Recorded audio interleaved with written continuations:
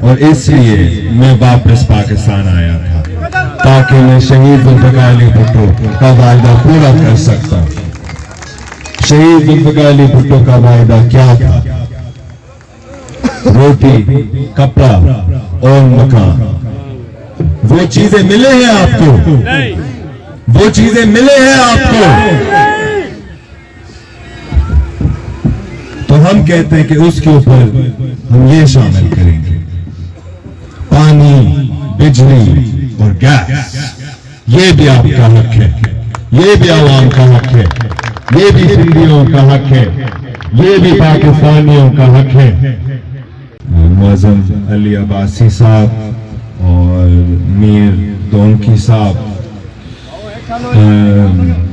سب لاڑکانہ کے ہیں، سب لاڑکانہ کے غازی ہیں. اگر میں روز جلسہ نہیں کر رہا ہوتا اس کا مطلب یہ نہیں ہوتا کہ میں نے آپ کو چھوڑا. میں آپ کے ساتھ ہوں اور میں اپنے آخری دم تک آپ کے ساتھ رہوں گا. یہ جان آپ کی ہے، یہ آنکھیں تمہارے ہیں، یہ خون آپ کا ہے. میں آپ کا خادم ہوں، میں آپ کا غازی بھی ہوں، مگر میں آپ میں سب سے زیادہ یقین رکھتا ہوں. میں آپ سب میں سب سے زیادہ یقین رکھتا ہوں.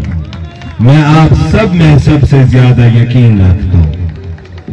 ہم چاہتے ہیں ایک انقلاب، ہم چاہتے ہیں ایک انقلاب، مگر انقلاب کے لیے ہمیں تیار ہونا چاہیے. آپ دیکھیں ہمارے پڑوسی والے ممالک میں، نیپال میں شاباش، نوجوانوں نے کیا کیا، بڑا اچھا کام کیا. بنگلہ دیش میں ان نوجوانوں نے کیا کیا، ماشاءاللہ بڑا اچھا کام کیا.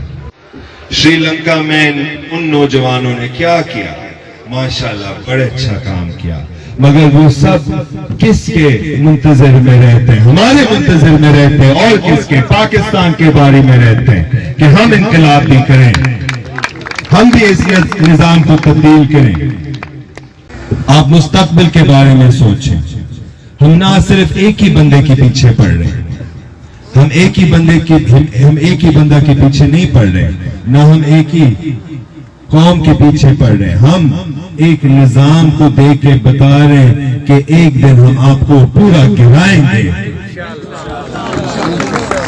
یہ ہم موجودہ نظام کو بتانا چاہتے ہیں.